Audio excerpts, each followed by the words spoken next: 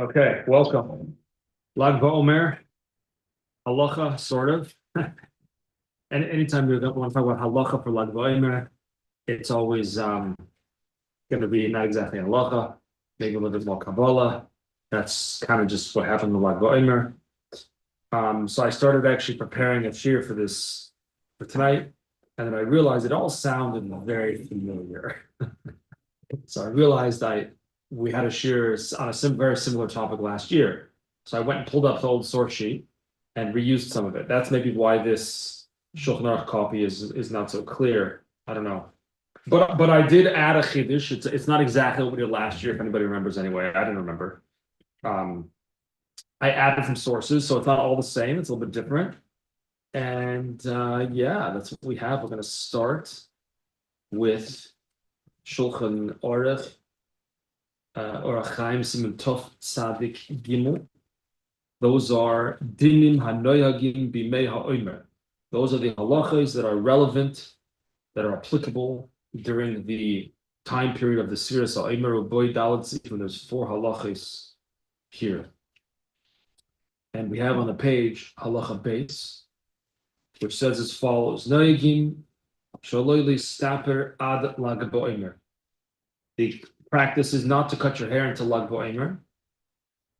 Sha'omrim because as it goes, that is the day that Rabbi Akiva's Talmidim, who were passing away from a tragic plague, 24,000 of his students passed away tragically. They stopped dying on Lag BaOmer. So we don't cut our hair until Lag BaOmer. Now this is the Mechaber, the Shulchan Aruch, the Beis Yosef writing, and this is the way the Sfardim paskin, that even in fact on Lag BaOmer itself you cannot cut your hair. And you're not allowed to cut your hair actually until the following morning, unless chal yom lag erev Shabbos, as it does this year. The Lag BaOmer is on erev Shabbos. Then she'oz mistaprin boy mipnei kvod haShabbos. So if you see a Sfardi who cuts his hair this Friday, that is permissible, clearly as printed in the Shulchan Aruch here, even though normally the Sfardim do not cut their hair on Lag BaOmer, they wait till the following morning. But in this case, that would be Shabbos, obviously not allowed. So if one would like to, according to Halacha, they may cut their hair on Lag BaOmer even if they're Sfardi. Says the Rambam of Medinas Elu in our countries, I mean the Ashkenazim, we don't follow this opinion of the Mechaber. Rather, El Mistaper B'Yom Lamed Gimel, we take haircuts on Lamed Gimel itself, no question. Furthermore, says the Rambam, Umar Bim Boik Tsas Simcha, only a little bit. We increase only a little bit in Simcha, he says. It seems to me the prevailing custom that Jewish people across the world do a little bit more than increase a little bit, or they increase a lot in Simcha, but this is what he says. We increase a little bit in Simcha, and ve'ein omer by tachnun. We don't say tachnun either. Now, furthermore, even according to the Ramah, who permits cutting hair on lag itself, ve'ein listaper ad lag ba'atzmoi, v'loy mi ba'ahev. It does not mean, says the Ramah, that you can cut your hair the night going into Lag BaOmer. And on this year calendar, in other words, Thursday night, no hair cutting, even according to the Ashkenazim, who pass that you are allowed to cut your hair in Lag BaOmer. We say not the night going into, only on the day itself. Okay.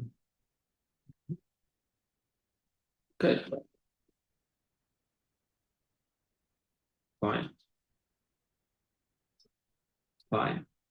Let's take a look now in the Magen Avraham.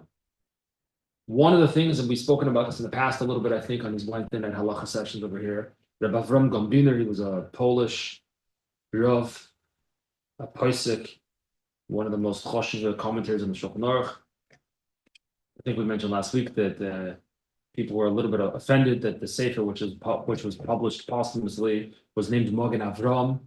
He himself did not apparently want it named that, but his son wanted it and wanted to preserve his father's name in that. And people were apparently a little bit upset. Magen Avraham, that's a It's referring to Hashem. That's a bracha in the Shemoneh Esrei. How do you name your sefer after a bracha in the Shemoneh Esrei, after God Himself, the one of Shield Avraham? But in any event, one of the things that Magen Avram did, in addition to, I guess you could say, playing quite a significant role in Ashkenaz minhag and our understanding of the Shulchan Aruch, is he also introduced a lot of Kabbalah in his Pirush. So we're looking, where is it? Oh, Magen Avram Sif Koten Gimel. The Dibur HaMaschil is Marbin Boy Ktsas Simcha.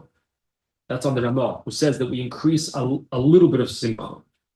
Kosev b'kavonos. It says in kavonos. What's kavonos? Kavonos Arizal. But the Arizal was in Tzfas, I believe, only for 2 years, I think. Is that right? I think it was only 2 years. And the Reb Chaim Vital, he actually didn't write. The Arizal didn't write down his Torahs, but he had many Talmudim, obviously. Well, I don't know, obviously, he had many Talmudim. But his, I guess, standout Talmud was Reb Chaim Vital, who wrote down his teachings. I believe only learned by him for 2 years, I believe. And it's reported that when Reb Chaim Vital first came to the Arizal, he didn't understand a word, no clue what he was talking about. And I guess he kind of, I don't know, I wouldn't say complained, but he sighed.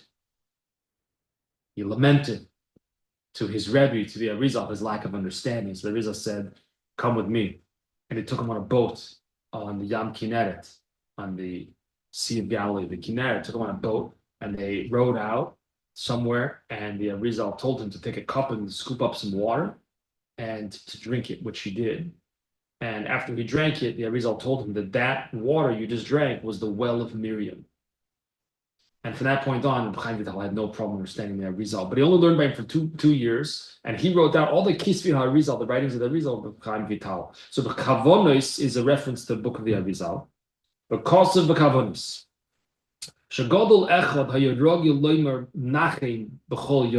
There was a certain Gadol. It's brought. His name was Avram. I think it was Avram Halevi. I believe he was a Talmud of the Arizal. He was a Gadol, as the Magen Avram calls him, a great man, a brilliant Torah scholar. He was so affected by the destruction of the Beis Hamikdash, which obviously happened way before his lifetime.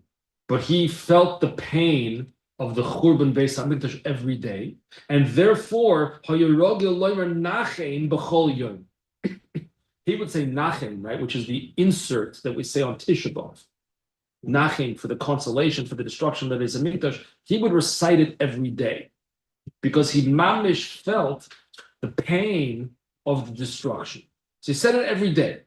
And one time they went to Meron, if I recall the story, it's brought in Kavonis. I actually had, in last year's source sheet, we had the actual Sefer Kavonis on the sheet, but I took it off to try to save a little space over here.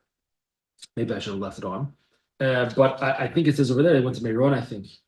And this Sir Avram, who the Magen Avram just calls him Gogol Echad, or said Nachem, on Lag BaOmer as well. V'omru gam b'Lag. He said it on Lag BaOmer as well. V'ne'nash, and he was punished. Ayin Sham. Go look over there in the Kavonos. It's punished. It says over there in the Kavonos that the Rashbi revealed himself and said, "Why are you saying?" I think he said that Rizal. Why is he saying Nachem on my day of Simcha? And it says that this Avram's son died very shortly thereafter, and it was a punishment. Please don't ask me what that means, how things happen like that, but that's what it says in Shar Kavonos. Okay.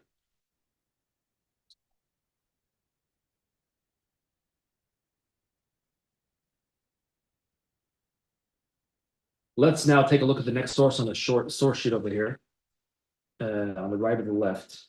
Let's start on the right. Start on the source on the right, the Taz. The Taz in Shulchan Aruch, Siman Tav Chof, which is actually a Chodesh. It's a whole discussion. There's a tefillah called Tzilka Din, which is a tefillah of Avelus, of mourning, said by a levaya, by a funeral. So the discussion, are you allowed to say it on Rosh Chodesh? Rosh Chodesh is not exactly a yontif, but it's a shtigl yontif a little bit. So the Taz brings us all Shamaiti at the end of the first line. Shamaitim mizakin echad. I heard from an elderly person, Shehei, he testified, Shehei Bekal Kodesh Kraka, B'shnas Sheleg. He was in Krakow in the year Shin Lamed Gimel. Sheleg is snow. Also lag, right? And that year, you know who passed away on Lag BaOmer? Sheniftir Ramo Zal B'Yom Lag BaOmer. The Ramo, Moshe Isserles, passed away on Lag BaOmer, so it's the yahrzeit of the Rashibi most famously, but it's also the yahrzeit of the Ramo, Moshe Isserles. He passed on Lag BaOmer. And there was a shaila, there was a halachic question that arose when the Rama passed away. We have to make a lavaya. What do we do? Are we allowed to say tziduk hadin? Are we allowed to say this tefillah on Lag BaOmer? Are we allowed to say tziduk hadin? So the Taz says, I heard from an elder that then who said that Omad Adam Choshev Echad, a certain dignified person, a Choshev, a distinguished person, rose v'hei sheshama b'pi Ramah. He said, I heard from the Ramah himself, who passed away just right now. I heard from the Ramah himself, sheyishlomer tziduk hadin al adam gadol, that you do recite tziduk hadin for an adam gadol, for a great man. But take if amru al Ramah b'kol ram. They right away said it for the Ramah. They said out loud tziduk hadin, even on Lag BaOmer. But you see, there was a shaila. Should we say it? We don't know what to do. Do we say it?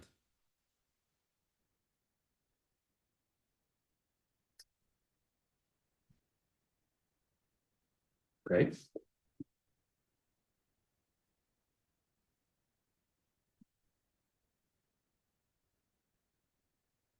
Now, just let's go back for a second. The Mogen Avram, Sifkat and Gimel, the Marbim by Katsasif. What's the Mogen Avram telling us over here? Why is he telling me what it says in the Kisvei Arizal? Lema'an nafkin. What does it make a difference? Why do I need to? Okay, tonight. Okay, it's good to know. You have to know that there was this person who said Nachem every day. He said like, okay, fine. Why is the Mogen Avram telling me this in Shulchan Aruch? What does he bring this for? It's interesting. Why do I need to know this on the page of the Shulchan Aruch?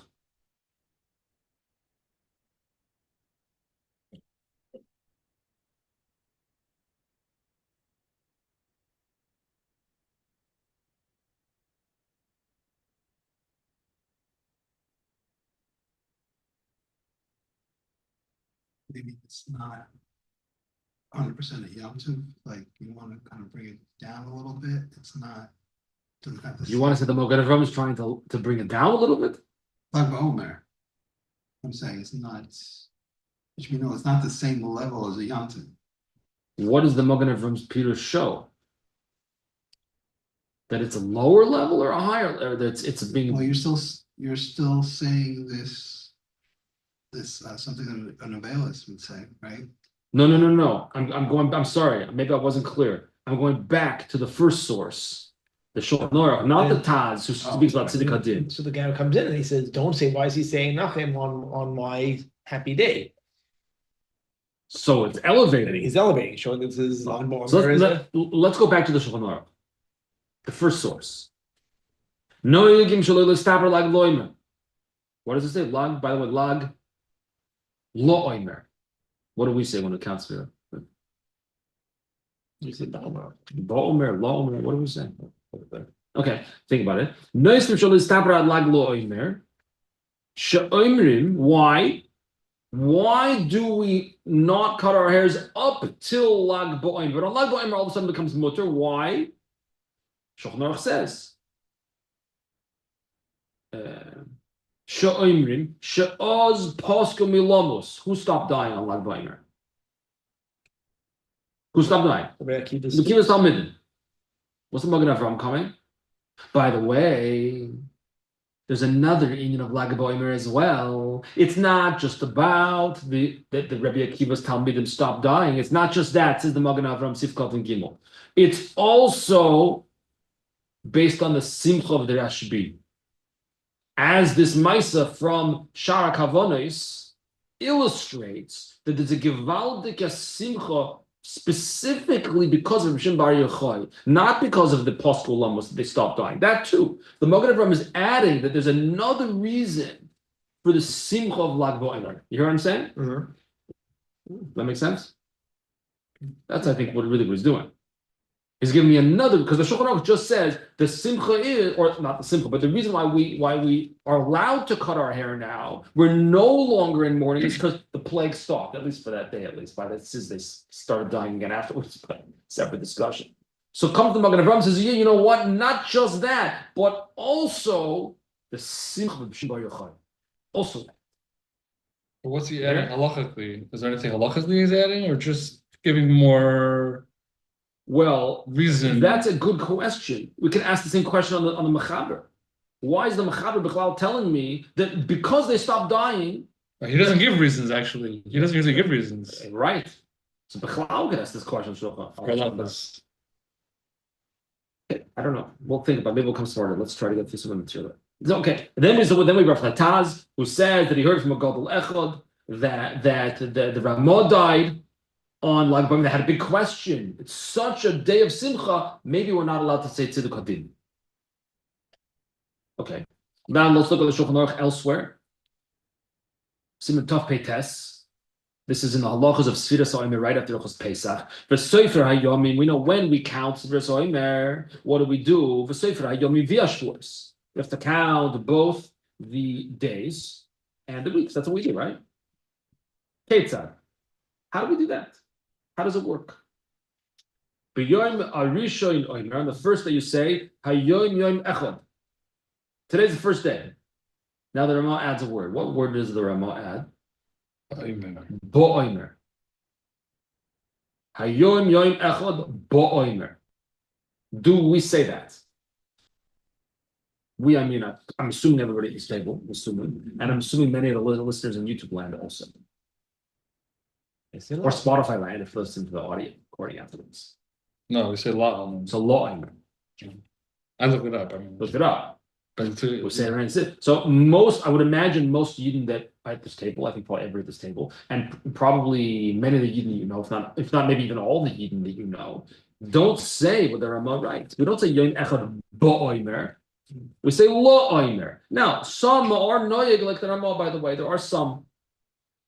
And then he says it again. Ad shemagia l'shiva yamim, until you reach 7 days. Then you up to the 7 days, you can't count weeks, obviously, you can only count days. Then when you reach 7 days, 7 days, which are sheheim shavua echad, that's 1 week, says the Ramah again, BaOmer.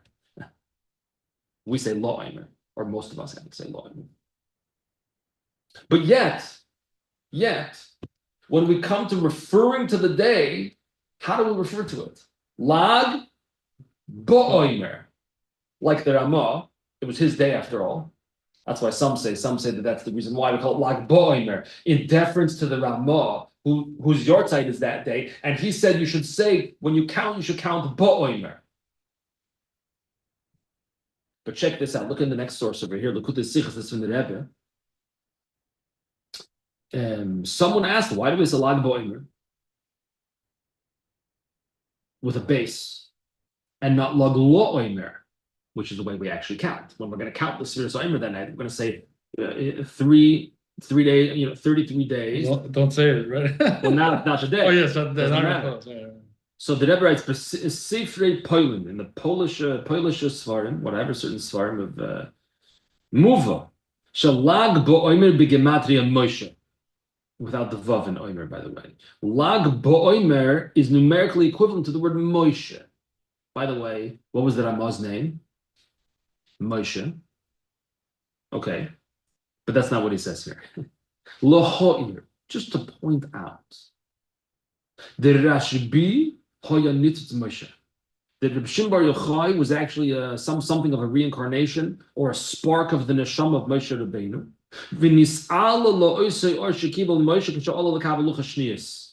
And that Reb Shimon Bar Yochai ascended to the same spiritual level that Moshe Rabbeinu ascended to when he went to get the 10 Commandments, the Luchas Shniyos, the second time. So there's a connection of Reb Shimon Bar Yochai and Moshe Rabbeinu.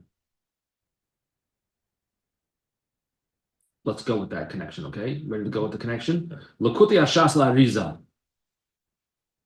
says, No. Ki Rashbi alav hasholem hayanitzatz min Moshe Rabbeinu alav hasholem. Rav Shimon Bar Yochai was a spark, the neshama of Moshe Rabbeinu. Uchmoish and Moshe borach mipnei cherev paroi, just like Moshe Rabbeinu fled the sword of Paro. We spoke about that in one of the pre-Pesach classes. That l'chaloi seinu. Remember, we had different versions of the Haggadah. Some say l'chaloi seinu b'hishamda twice. We said Paro didn't want to kill us. L'chaloi seinu didn't want to kill us. He wanted to enslave us. So the Rebbe explained in the Haggadah, right? That was at first, but after he set us free, he regretted it and chased after us. Already Karbi with the sword drawn to kill, right? So just like Moshe Rabbeinu ran away from the sword of Paro, and then he went up on Har Sinai, v'hisig shleimus shom b'midbar, and he reached his shleimus, his completion in the desert, in exile, if you will, in seclusion, on the run, on the lam. Is that a phrase? Yeah. On the lam. What does it mean on the lam? Who knows? But it's not spelled with a B. Lamb is what you're supposed to put on the barbecue. Yeah, for that's lamb with a B, as in BaOmer. Lamb. Lamb. Okay. Anyway, so too, just like Moshe Rabbeinu was on the lamb, and Dafka on the run is where he reached his shleimus, a very high level. So too, he ran, he fled from the Caesar. He said, yeah. So he also fled an enemy. And there, when he was on the run, when he was in an exile, so to speak, and he was on the run fleeing attacks, that's where he reached his shleimus, not on the top of a mountain, but in the cave. But he says, Shom b'mayra hamidbara, belud, in near Lud, in the desert.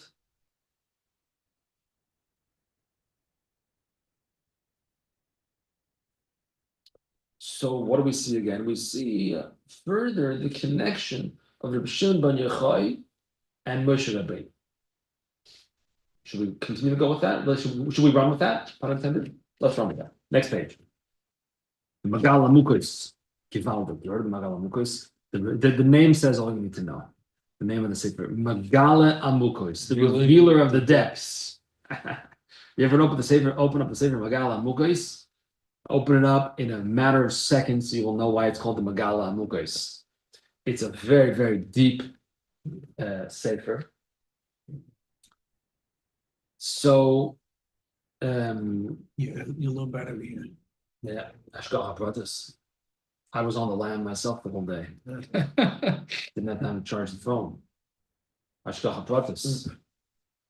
So Magala Mukos was Nosin Nota Shapiro. I think he lived in Warsaw, if I recall correctly. The Rav in Warsaw, maybe Krakow. I don't know. And he wrote a sefer called Magala Mukos, which is basically heavy Kabbalah and stuff on the Parsha. And on Vaschanon, he has, I think, 510 Pirushim. Does that make sense? Something. This is Pirush number, maybe not 510. This is Pirush number 70. Re'eh Ra'a Moshe Mashi Yisakin Reb ben Yochai. Moshe saw with a vision of the future what Reb ben Yochai was going to do, what he was going to establish. Because he knew, Moshe Rabbeinu knew, Shahayin Nitzut Shaloi Mizimna Tinyana Tesalik Moshe Lahar. From the very first time that Moshe Rabbeinu went up, climbed up the mountain, ascended the mountain, he knew, he envisioned, he saw somehow that Shimon Yochai was his spark of his neshama, he would come into the world later. And he would do the same thing as Moshe. And therefore, V'lochein, to Moshe Tikkun Hei Svarim, just like Moshe Rabbeinu established the five books of Moses, it would be called them. So to Cain of Shimon, Chiver Hei Prokim, Sifra Detzni Uso. So to Shimon Yochai wrote these 5 chapters of the Sifra Detzni Uso, which is a part of the Zohar.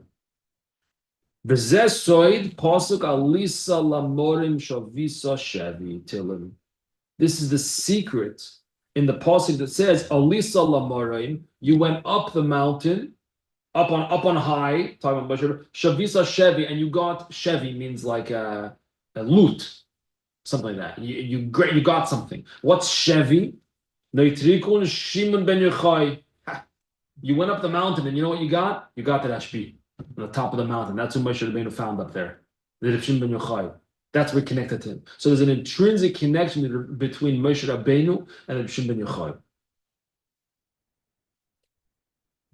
And as we learned a little bit last Shabbos morning, that there's the Matan Torah of the revealed part of Torah, which is Shavuos, is Moshe Rabbeinu, and there's the Matan Torah of the hidden part of Torah, which is the Zohar, which is Kabbalah, Chassidus, which is Rav Shimon ben Yochai.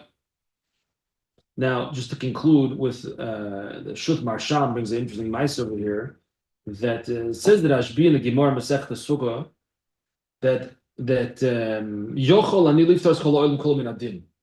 I can exempt everyone from punishment, from judgment, not punishment, from judgment. How does he do that? So it says as follows. Where are you reading from? The second thing on the right. The bottom paragraph on the right.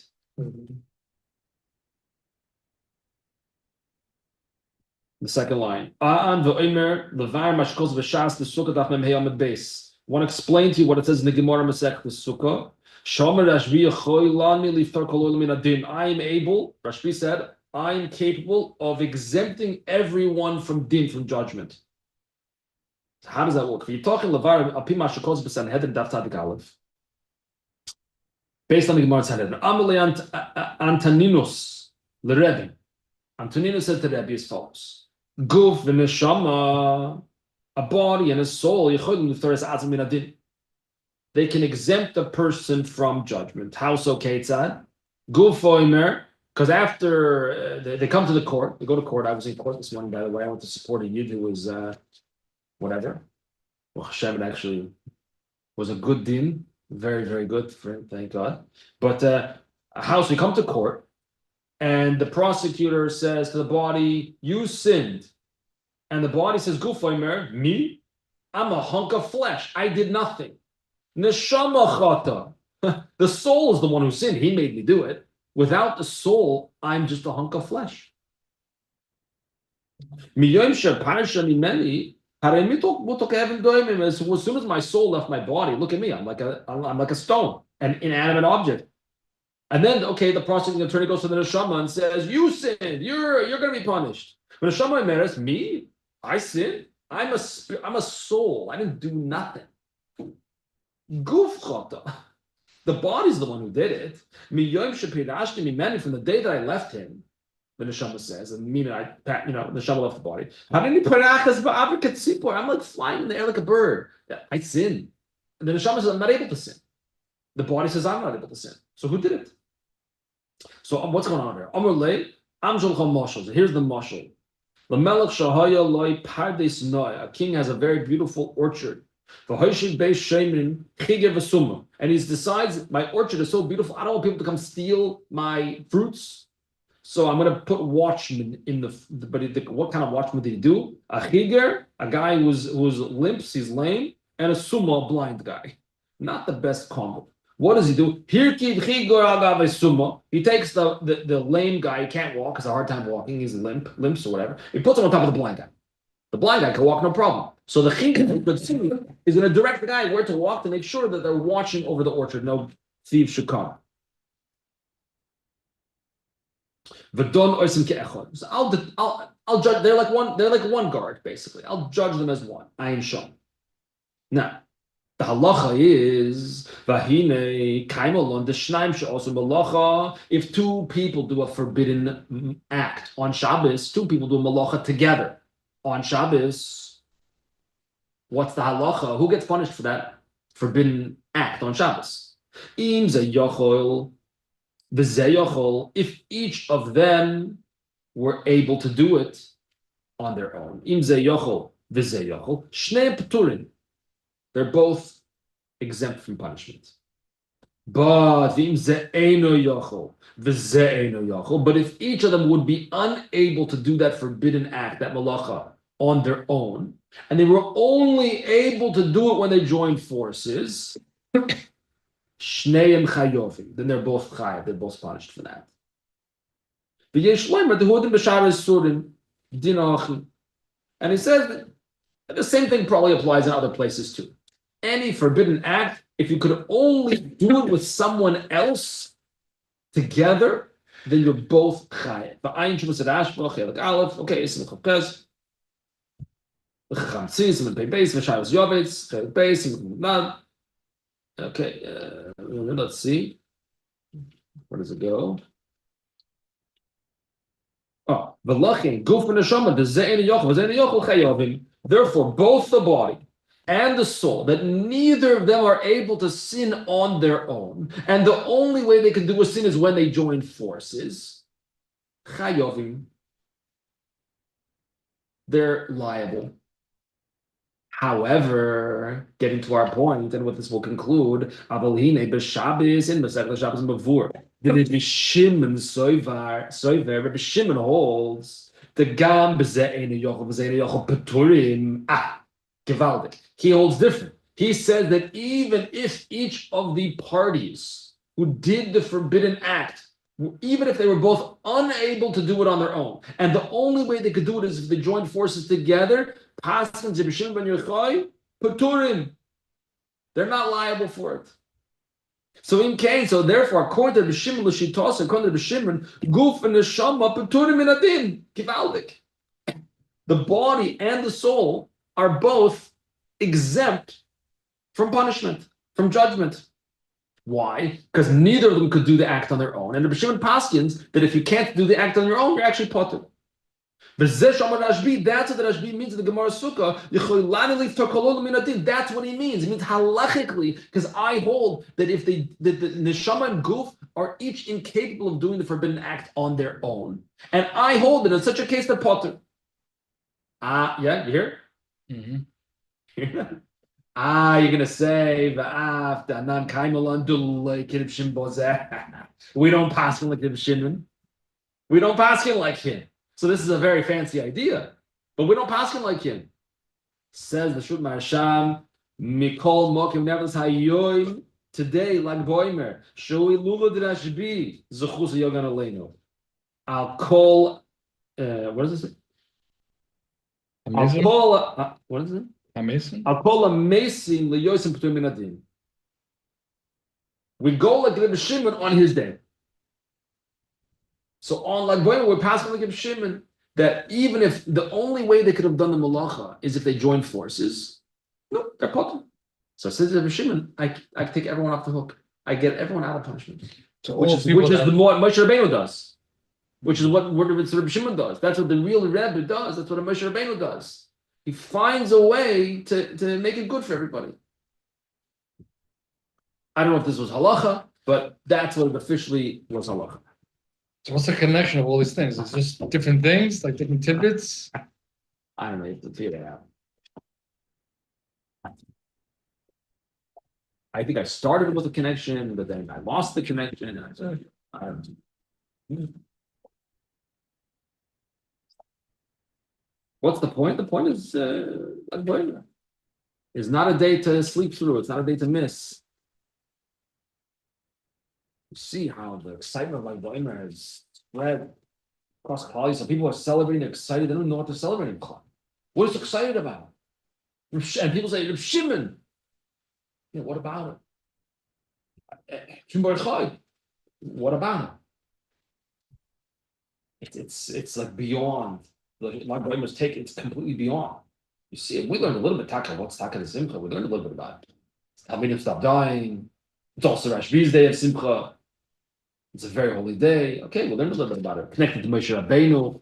No, but the questions that you asked in the beginning were like amazing questions, and we never got answers. What did I not answer? The questions you asked were the Mechaber gives the reason because the students stop dying in the morning. It doesn't mention anything about Rashbi, and then the Magen Avraham mentions Rashbi. What's the that was the one thing like why does he give a reason with another thing, and then there's another thing. There's one the question about. I don't really know why. Good question. I guess the Mechaber holds that that's the ikar reason of Lag, or at least regarding the halacha, that's the ikar reason. Between Oh yeah, Lag and Lema'an and BaOmer. Like why? Some people say BaOmer, that's what the Ramah says. Some people say, most people say LaOmer. But on Lag BaOmer itself, Right. Lag BaOmer is Gematria Moshe. To hint to Oh, so we allude do BaOmer. the which is connection Moshe. of Moshe. Moshe Rabbeinu and the Rashbi. Or alternatively, which we didn't bring on a source, alternatively, that's in deference to the Ramah, because it's also his yard site. In deference to the Ramah, on his day where he passed away, we say like BaOmer, the way he holds. We call the day Lag BaOmer. We don't. In deference to the Ramah, I didn't bring that on a sheet, but yeah. Okay, I understand.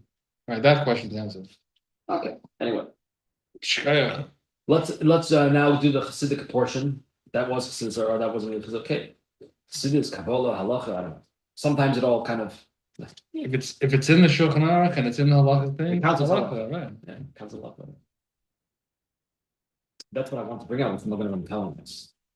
But another reason why do we need to do that in Halacha? Right. Okay, so we're learning the Maimer Lema'an Das from the Frierdiker Rebbe, the sixth Lubavitcher Rebbe, delivered on Shmini Atzeres 1929 during a visit to the United States. This is in New York. And we were speaking about different levels of timing, different levels of pleasure. And we said, for example, a person who's an ish chesed, who does chesed, he gets a gishmak from doing a favor for another person. Baruch Hashem, Klal Yisrael. Oh wait, sorry.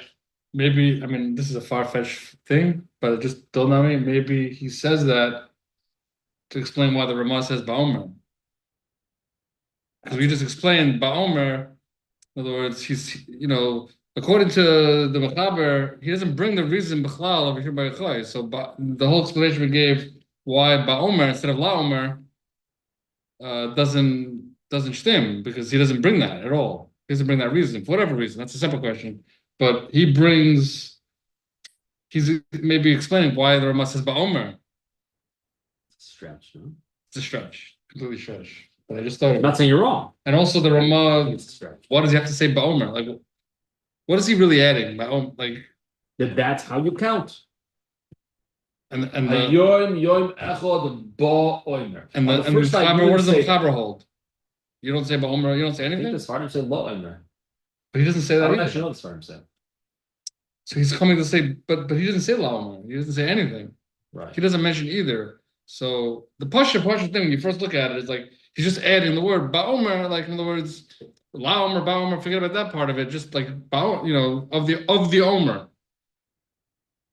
I don't know. Whatever. Okay, sorry. Just dawned on me. I don't have a good answer. Big stretch, but yeah. We have to do some research and maybe we'll become smarter. Okay.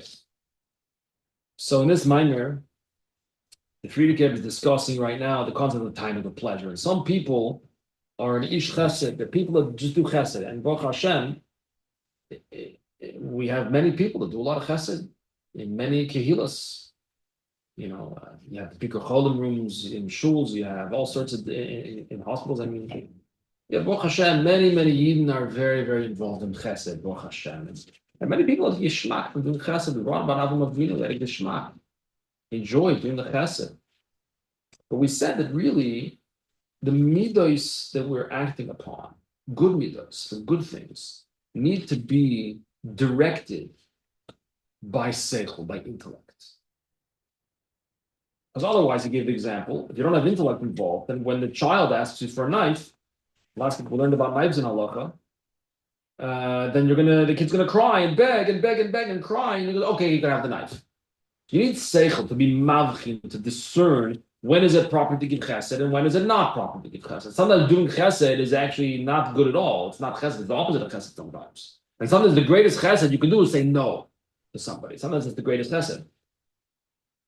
So we spoke about it from Avinu. Now we're going to go where we ended kind of not in the middle exactly, but in the middle of talking about it from Avinu. So we're going to continue that discussion now on page Pei Dalet at the top. Another aspect that I want to point out regarding the chesed that Avram Avinu did. Aside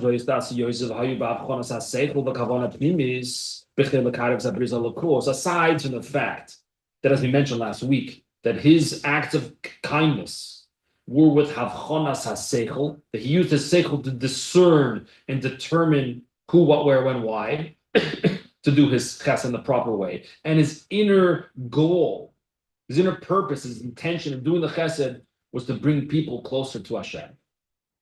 In addition to that, in addition to that, his acts of kindness were not because he was a kind person, not because that was his nature. Rather, the reason he did chesed was because that's what Hashem wants him to do. Happens to be he was naturally a kind, giving person, but that's not why he did it. Not because that was his nature. He did it because the Eibusher wanted him to. Really, says the Friedrich Rebbe, that's bechlal all mitzvahs, how all mitzvahs should be done. The kiyum mitzvah is tzrichim luyos ach v'rak lefi dekach gozer tzoni's barich. The way we're supposed to do a mitzvah is ach v'rak exclusively because Hashem said so. What does this mean? The mitzvahs can be divided. Usually we say mitzvahs are divided into three categories. Here, I guess for the sake of cutting straight to the chase, we're going to say there's really two types of mitzvahs. Chukim, which are statutes, they usually translated, which means a mitzvah. Either you could say that we don't know the reason, or you could say that there is no reason, or you could say that there's no understandable reason. We're not going to get into the whole discussion exactly what is a chayk, but to keep it simple, mitzvah without a reason. Like not wearing woolen linen, Shabbos. Why? I don't know. It's what it says. So I don't do it. I don't really know why. I just don't do it. Then you have mishpatim. Mishpatim are mitzvahs that make sense in human logic. Don't kill, don't steal, honor your mother and father. The mishpatim and mitzvahs are muvonim al pisech asech. Mishpatim mitzvahs that I get it. Makes sense. The gam sechel anushi maskim alem k'may kibbut avayim tzedakah l'zor megneva b'zeh l'chul. That human intellect agrees, such as honoring mother and father, giving tzedakah, don't steal, etc. Then the Yishmitzah Shem Chukim, if other mitzvahs are Chukim, what's Chukim? The mitzvahs that we don't understand, doesn't make sense. So how do we see that? Human intellect will say, we should do the mitzvahs that are Chukim with the same devotion that we give and we direct towards the mitzvahs that we do understand. Whether I understand it or not shouldn't really impact my dedication and devotion to doing that mitzvah. V'hainu. T'kashem shebemishpatim hirelu hayatziva Hashem yisborach hayitzich l'kayim mitzad chiv haseichel. Just like when it comes to mishpatim, that even if Hashem did not tell me to do it, I would still do it. Like don't steal. It makes sense. So to hine kimochin tzrichim l'kayim es achukim l'yosem tziva Hashem yisborach. So too, the chukim we do because Hashem said so. Really, the truth is the other way around. That when I fulfill a mishpat, a mitzvah that's logical, giving tzedakah, honoring your mother and father, don't steal, etc. The real reason I should do it is not because I understand and I would anyway do it for the betterment of society. No, the reason why I should do it is because it's just like Shabbos, just like Parah Aduma, just like Nida. I don't understand why. Why do I do it? Because Hashem said so. The ikr, the main focus, the epicenter of fulfilling mitzvahs is because God said so. Hence the name mitzvah. Right, exactly. Seaboard. Now come back to Avram Avinu. Now this is a verb. We said Avram's midah was chesed. He was a naturally kind and giving person, but that's not why he did it. The whole asiyos of everything he did, all the chesed that he did was not because that's what he wanted to do and he enjoyed it and that's his nature. No, he did it because the Eibusher wanted him to. Therefore, we see okay, like this is like a theoretical discussion. I'm supposed to know why Avram Avinu did the mitzvah. He did it because he understood. Did it because he didn't understand. He did it like a mishpat. Did it like a chok. I know. And what's the difference? He did it. He's known for the tent open on 4 directions, right? Cares why he did it. Says the Friedrich Rebbe, there's a practical difference. There's a practical nafkamina in this that he did it only because Hashem wanted to, not because he was of kind nature. As follows. Therefore, kasher loy nishlama kavonazu when he didn't attain his goal, when he didn't spread his accomplish the kavana of God consciousness, as Reb Moshe Feller from Minnesota, I heard, remember Fabian was talking about God consciousness. Then what happened? Was he still so kind? No, all of a sudden he became not so kind. He became very sharp, very pointed, very directed. All of a sudden he was flexing. All of a sudden he became very tough, very direct, very pointed. How so? We know the famous story. I think we touched on it last week, maybe a little bit. We're going to go because of the story now. What did Avram Avinu do? We mentioned it briefly last week, right? That he would come, that he would give the guests food. They would say, "How much do we owe you?" And he said, "Me? What do you? I didn't give the food. Food comes from God." Avram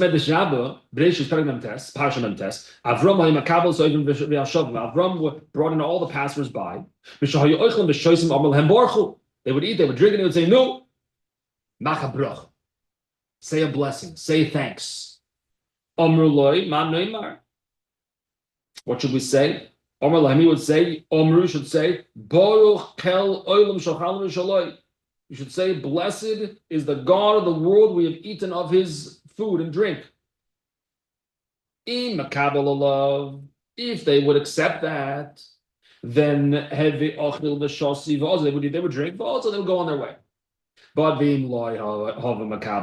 they didn't, if they wouldn't, what do you mean? What, blessing God? So thank God. What do you gave me the food? Then it's okay. Pay up. Give me what you got. Empty your pockets, buddy. Empty your pockets. Give me what's on you, what you have. Well, how much do you have? They would say, "My islach alai." What do you mean? What's the charge here? How much do I owe you? How much do these? How much does the omelet cost already? Eggs are expensive. One kosit. What's a kosit? Pirsha oruch. Kli shel cheres. Oy matchis. Oy mikol dav matas kahuna. Some type of clay or metal or something. The chamar, yain, wine, asara pelorin. Min the matbeya matzu. It's called 10 coins. The chad liter the kufar, which is a liter of basar, 1 liter or measure of meat. Basara pelorin, 10 coins. The chad oguldriftas lechem, 1 loaf of bread is basara pelorin. That's 30 coins already. And Avram would now pressure them. Man yoyvlach chamra b'midbara. Who else are going to give you wine in the desert? Man yoyvlach kufar b'midbara. Man yoyvlach igula b'midbara. Where else are you getting all this food? Who else gives you bread, meat, bread and wine in the middle of the desert? Man dahava chami ha'u oksa dahava okile. What does it mean? When he saw the pain that he had, that Avram Avinu had, that he was so pained, and he was pressuring them now. What do you mean? Where do you think this wine came from?